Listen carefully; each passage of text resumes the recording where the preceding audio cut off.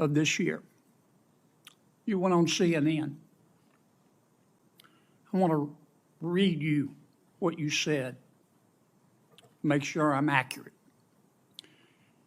Here's what you said. President Trump is not like any sane leader. I'm very proud of General Milley for saying that President Trump is a total fascist. To Bob Woodward, if he, as chairman of the Joint Chiefs, is calling the president a fascist, I'm so proud of him for breaking that barrier. The challenge is because most MAGA Republicans, they don't understand what fascism is.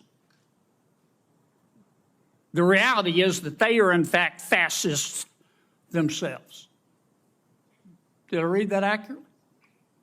Senator, I am happy to discuss my personal perspectives with you separately at any time. That's not the purpose of the hearing today. Did I read that accurately? I believe so, yes. Yeah. You think you're smarter than the American people, don't you? Absolutely not, Senator. I am here to discuss the use of the military as part of this mass deportation. You think you're more virtuous than the American people, don't you, General? Senator, I am insulted by your comment. Welcome back. Buckle up. This one is absolute fire. You know that exact moment when Senator John Kennedy leans forward, adjusts those glasses, and the temperature in the room drops 10 degrees. Yeah, someone's about to have a very, very bad day. Today's target, a high-ranking general who seems way more obsessed with social engineering than actually winning wars. The tension in that hearing room was thick enough to cut with a combat knife. If you've been waiting for someone to finally grab the Pentagon by the throat and remind them what the military is supposed to do, this is the clip you've been dying for. Let's roll it. Thanks, Senator Klobuchar. Senator Kennedy. Thank you, Mr. Chairman. Mr. Arthur, you are with the Center for Immigration Studies, is that right? That's correct, Senator. And that's a nonpartisan think tank, is it? It is, sir. Okay. The border is an open, bleeding wound, isn't it? That's a fair way to characterize what's been going on for the last 4 years, sir. The southern border is chaotic by design, isn't it? Yes, it is. I've been covering the border for 3 decades, and yeah, it's pretty chaotic. Would it be fair to say that the broken southern border is man-made? It would be fair to say that, sir, based on policies that have been implemented. And that man's name is Joe Biden, isn't it? That would be a fair assessment, yes, Senator. Under President Biden, if you wait in line for legal immigration, you're a chump, aren't you? When you look at the benefits that have been given to people and the speed at which they've been released into the United States, I would be chagrined if I were waiting. You're a chump, aren't you? Yes, sir. General, Yes, you Senator. believe in open borders, don't you?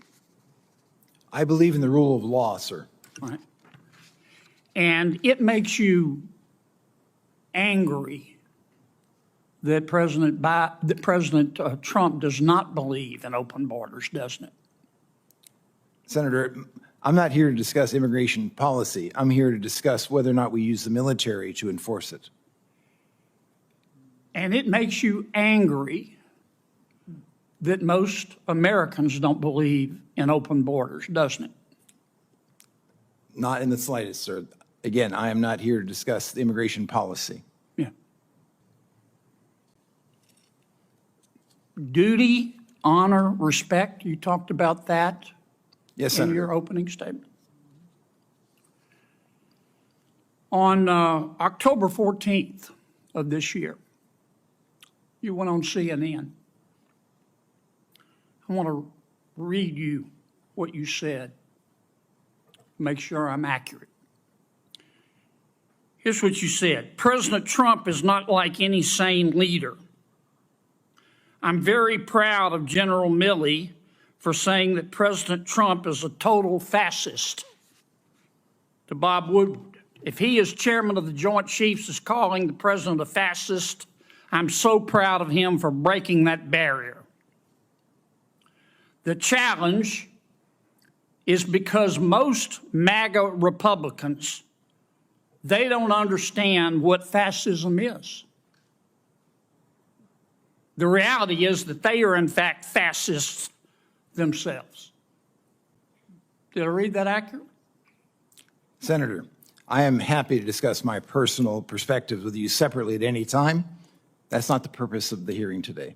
Did I read that accurately? I believe so, yes. Yeah. You think you're smarter than the American people, don't you?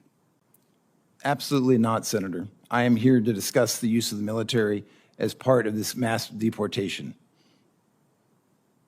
You think you're more virtuous than the American people, don't you, General?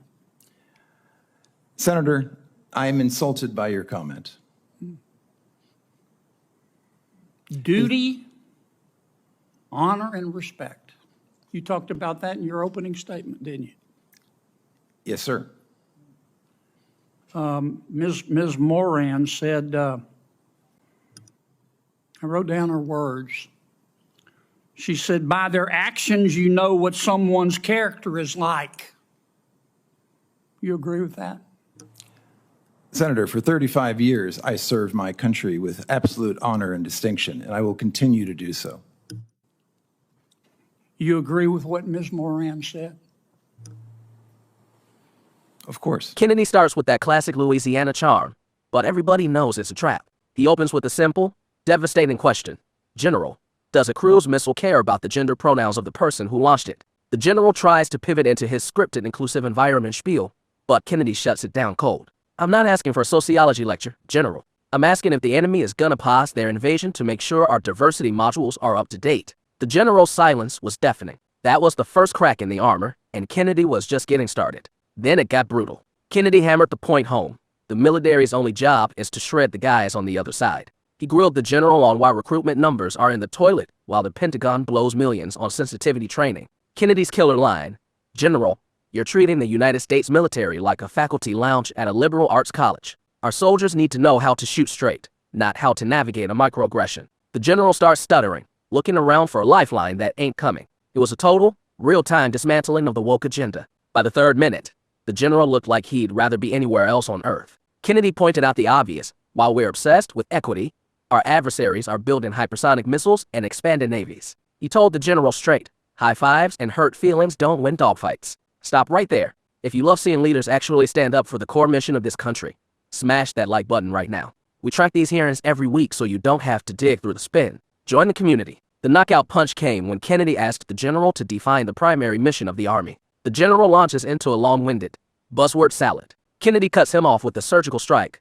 General, I've heard more clarity from a fortune cookie. The mission is to kill the enemy and break their stuff. Why is that so hard for you to say? The general's face goes pale. He couldn't or wouldn't answer. Kennedy just sighs, shakes his head, and delivers the final blow. You're making it real hard for the American people to sleep at night, General. Real hard. Folks, that was 4 minutes of pure, unfiltered accountability. Senator Kennedy did what he does best.